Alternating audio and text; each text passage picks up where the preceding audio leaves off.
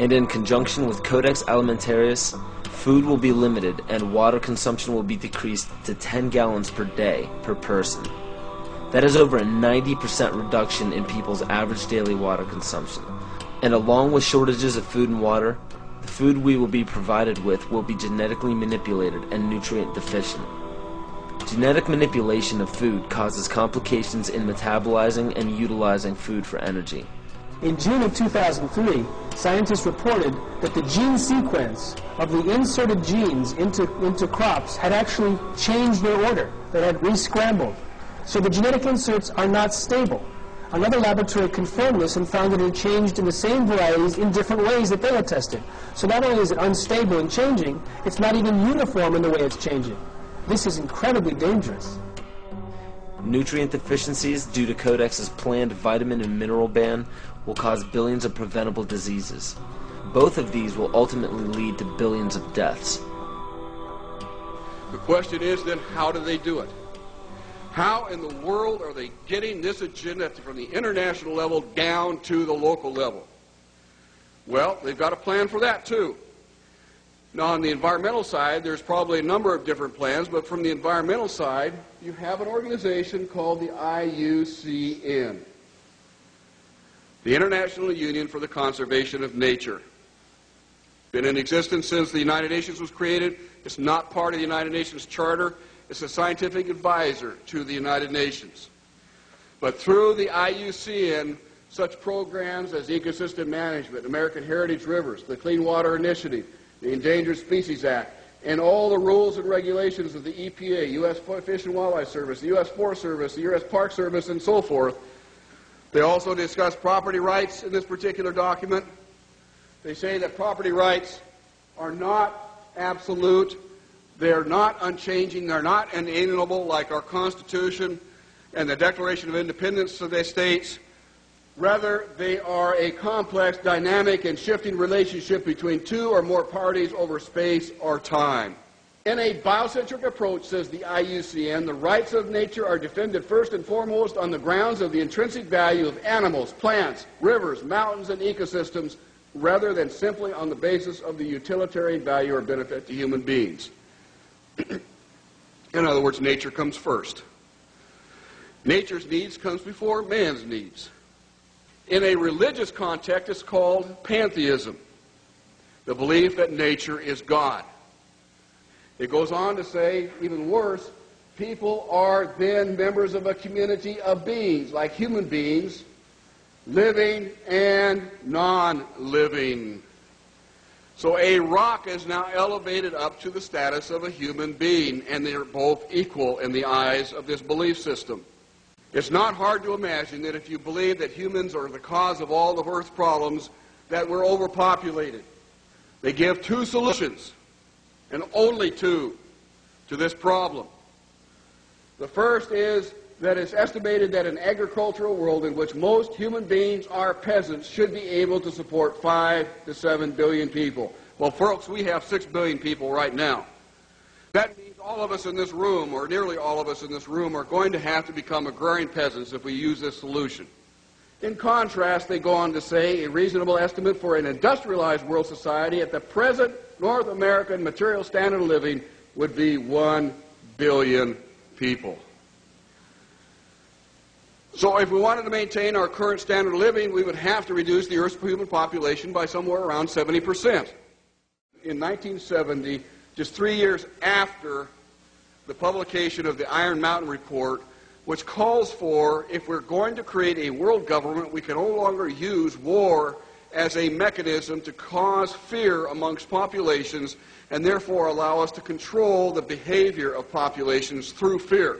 And they settled on, in 1967, in their publication called the Iron Mountain Report, the environmental holocaust. In 1970, 3 years after that publication, Foreign Relations began to publish a series of articles describing the ecological holocaust that was facing the world.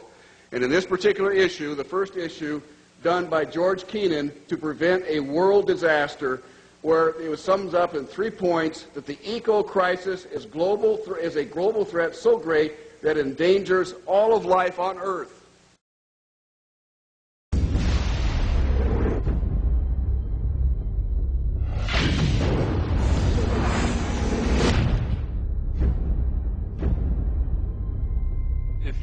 The 10 hottest years ever measured, they've all occurred in the last 14 years. And the hottest of all was 2005.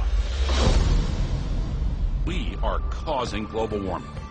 This is really not a political issue so much as a moral issue. The temperature increases are taking place all over the world, and that's causing stronger storms. Is it possible that we should prepare against other threats besides terrorists? The Arctic is experiencing faster melting. If this were to go, sea level worldwide would go up 20 feet. This is what would happen in Florida. Around Shanghai, home to 40 million people. The area around Calcutta, 60 million. Here's Manhattan. The World Trade Center Memorial would be underwater. Think of the impact of a couple 100,000 refugees, and then imagine 100 million. Those who deny global warming are just flat out wrong. Ellen Goodman from the Boston Globe wrote, let's just say that global warming deniers are now on par with Holocaust deniers.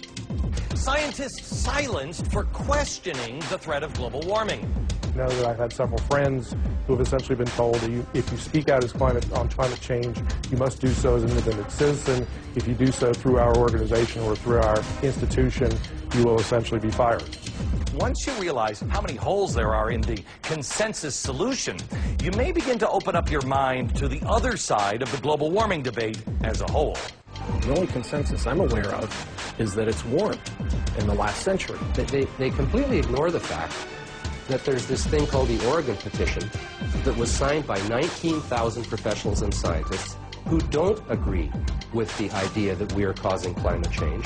I can't tell you how many calls I've received from parents saying their kids are now being shown an inconvenient truth completely unchallenged, not just in science class, but in art and math classes. I have to speak out and say that the science we have is still incomplete.